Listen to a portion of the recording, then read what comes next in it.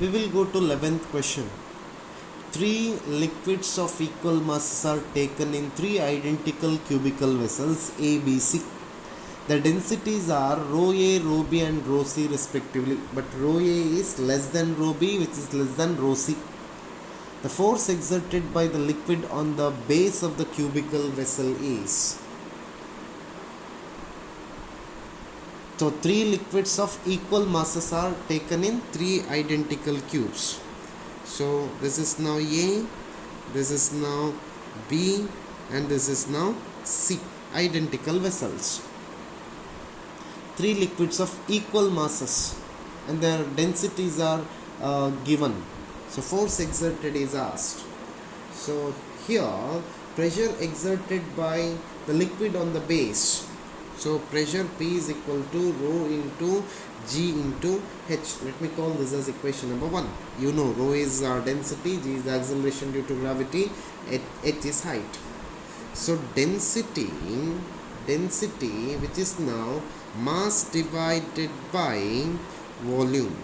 So which can be written as mass divided by area into height. Rho becomes equal to now m divided by a into h, which implies h becomes equal to now m divided by rho into a.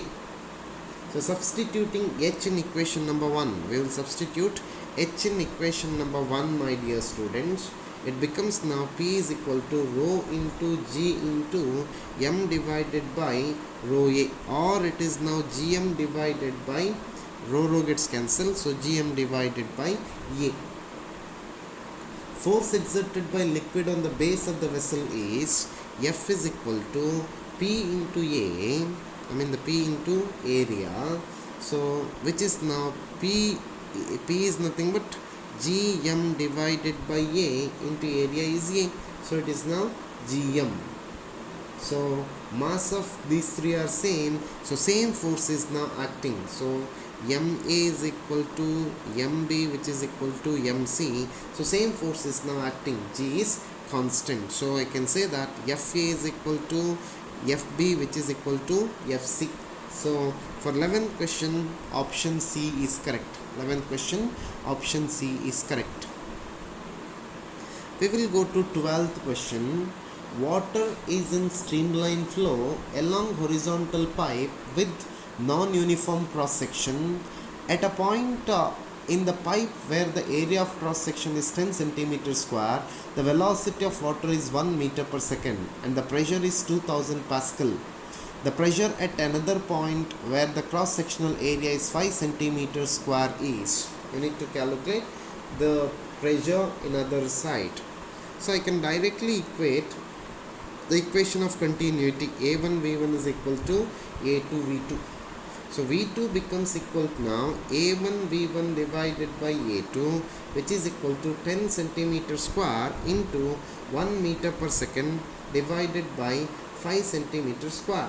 So V2 can be obtained now 2 meter per second. For a horizontal pipe, we can apply Bernoulli's theorem, which is nothing but P1 plus half rho V1 square, which is equal to P2 plus half rho V2 square. P2 becomes equal to now P1 plus half rho into V1 square minus V2 square. So it becomes now 2000 plus half into 10 to the power 3 into 1 cube minus it is 1 square. 1 square minus 2 square. So if you simplify, my dear students, it is around 500 pascal. 500 pascal. So for 12th question, option D is correct. 12th question, option D is correct. Next we are going to see 13th question. 13th question, which says that 13th question says that 8 equal drops of water are falling through air with a steady velocity of 100 centimeter per second.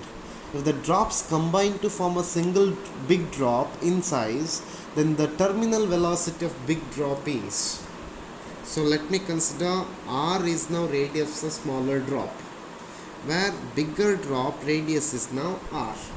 So volume of big drop becomes now volume of big drop, which becomes now 8 into volume of smaller drops.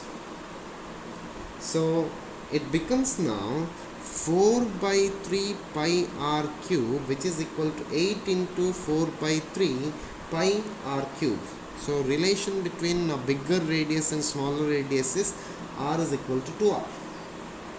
So terminal velocity can be given by v is equal to 2 by 9 r square into rho minus sigma into g divided by eta, or v is directly proportional to r square. So v2 divided by v1, which is equal to r square divided by small letter r square.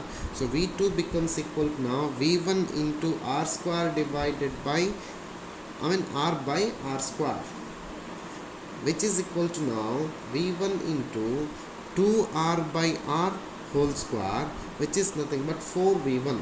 So it is now 4 into 10 centimeter per second. It is 40 centimeter per second. 40 centimeter per second. It is now option A. Option A is correct for 13th question.